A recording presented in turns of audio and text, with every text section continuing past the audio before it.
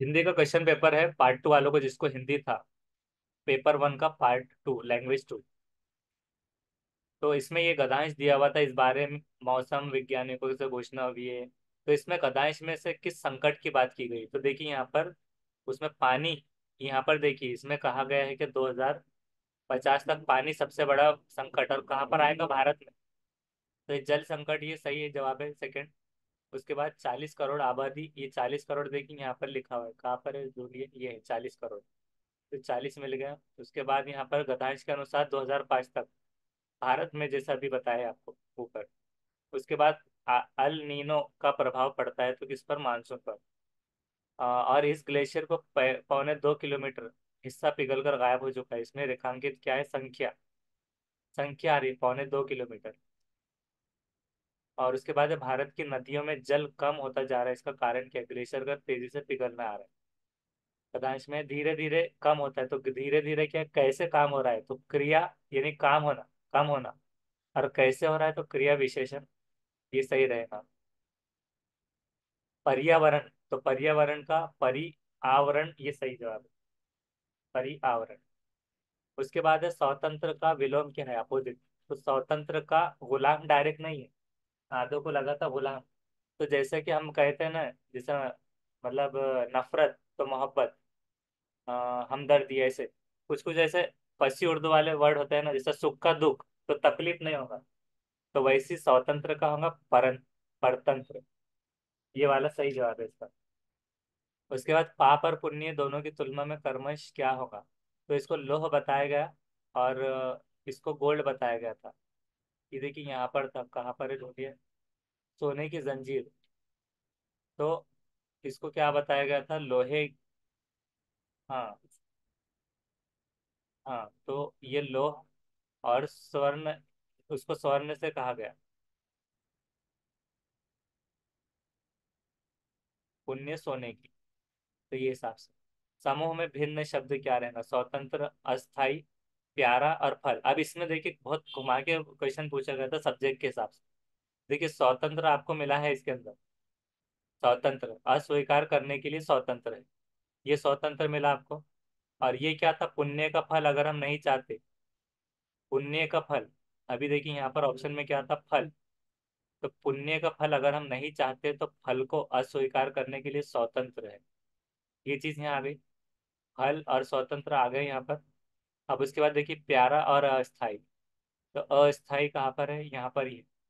इस संसार में सब कुछ अस्थाई है। और प्यारा कहाँ पर आया है? वो ढूंढिए। बंधन प्यारा लगने लगता है, तो बंधन जकड़ा होना।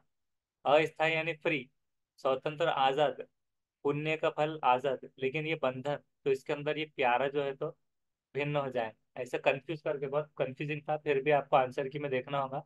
ये हमारे हिसाब से ही आ रहा है, क्योंकि उसका बिल्कुल भी नहीं हो रहा है, दूसरा सब अलग अलग। तो उस हिसाब से ये रहेगा। उसके बाद पुण्य में उसके फल को क्या कह रहे हैं? प्राप्त करना चाह, बहुत श्रमार्थी है, ये कहेंगे, ये सही जवाब। उसके बाद इस संसार में कुछ भी, तो अस्थाई जिसने किया है तो बिल्कुल गलत है, क्योंकि इसका उसने क्या कहा है कि कुछ भी नहीं है पूछा था, तो इसका उल्टा हो जाएगा विलोम। सब कुछ अस्थाई है, तो जो नहीं है तो वो स्थाई हो जाए, स्थाई नहीं की वजह से। उसके बाद पाप और पुण्य दोनों क्या है? तो पाप और पुण्य दोनों ये भी अस्थाई है, यहाँ पर मिला था, इसलिए पाप भी अस्थाई है, पुण्य देकर सुख दुख प्राप्त होता है, तो अस्थाई सही है इसका। गदाइश के अनुसार पाप और पुण्य क्या है? दोनों में बंधन, जैसे हमने देखा था कि दोनों बंधन में है। ये देखिए दोनों बंधन दोनों में है। पाप लोहे की जंजीर, तो पुण्य सोने की। बहुत आसान पैसेज था। कोई भी व्यक्ति किसी दूसरे सर्वाधिक उपयुक्त तरीके से द्वितीय भाषा सीख सकता है। अब आते हैं 136 पर। तो इसका आपने क्या किया है? इसका सही जवाब रहेगा फर्स्ट, इसका रहेगा फर्स्ट।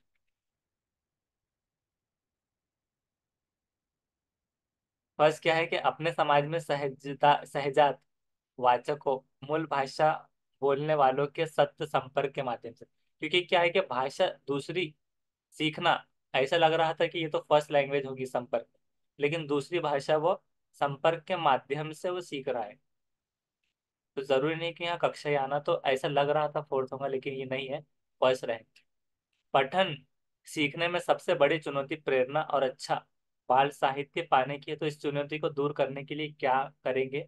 तो ये रहेगा सेकंड, बिल्कुल सही है कि बाल साहित्य की सरलता से उपलब्धियां, जिससे पठन के लिए प्रोत्साहन और रुचि पैदा हो, इंटरेस्ट पैदा हो, ये सही है दूर करने के लिए। उसके बाद में एक अध्यापक ने कक्षा 5 के विद्यार्थियों को शीघ्रता से एक कहानी पढ़ने और उसके बाद 4 चित्रों को क्रम में लगाने के लिए कहा। तो बहुत सारों के लग रहा था कि चित्रों को क्रम से लगाना, तो ये क्यों करेंगे जबरदस्ती हो, जब तक वो विशिष्ट सूचना जानने के लिए पठन का अभ्यास नहीं करता। तो इसका हो जाएगा नहीं, फर्स्ट सेकंड भी नहीं होगा। 138 वाला ही क्वेश्चन चल रहा है, इसमें थोड़ा कंफ्यूजन था। 138।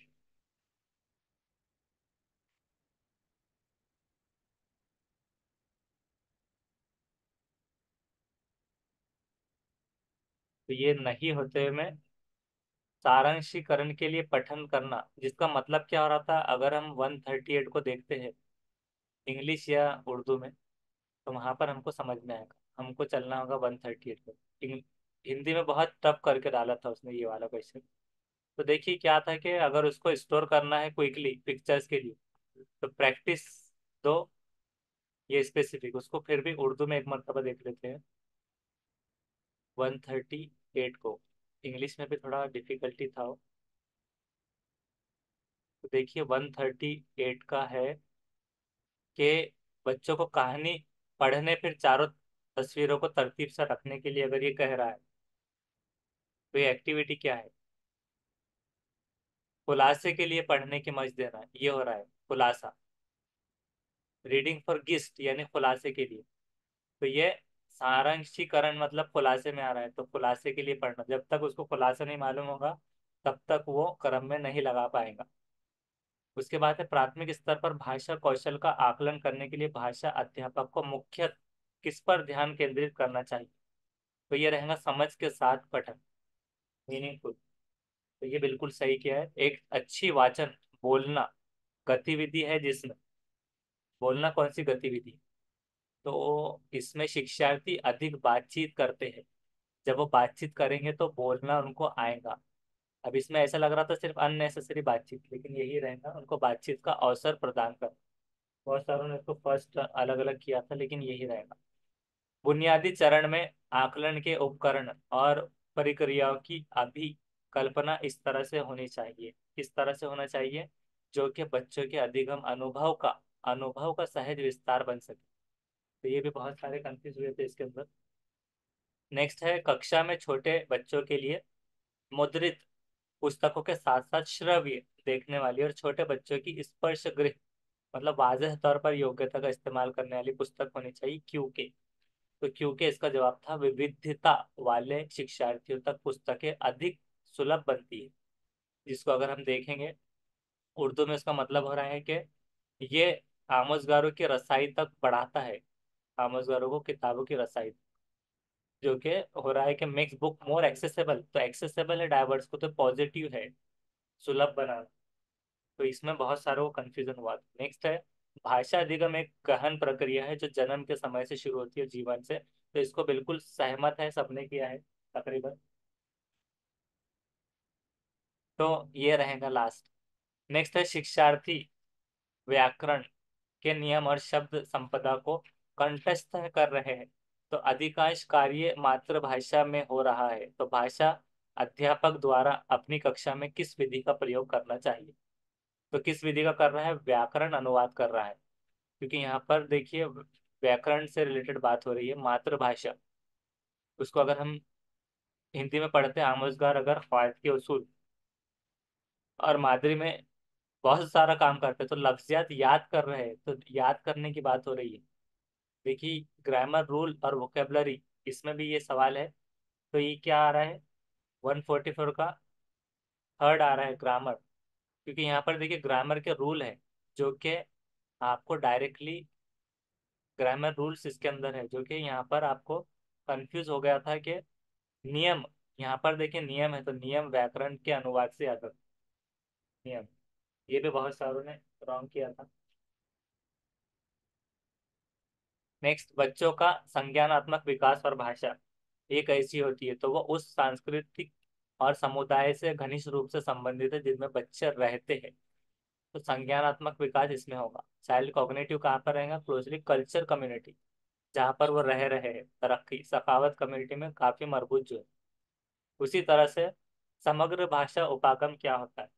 तो ये होता है अर्थ आधारित, मीनिंगफुलनेस। इसका भी बहुत सारे ने रॉन्ग किए थे। तो ये मीनिंग बेस्ड होना चाहिए, जो कि है मानी पर मबनी।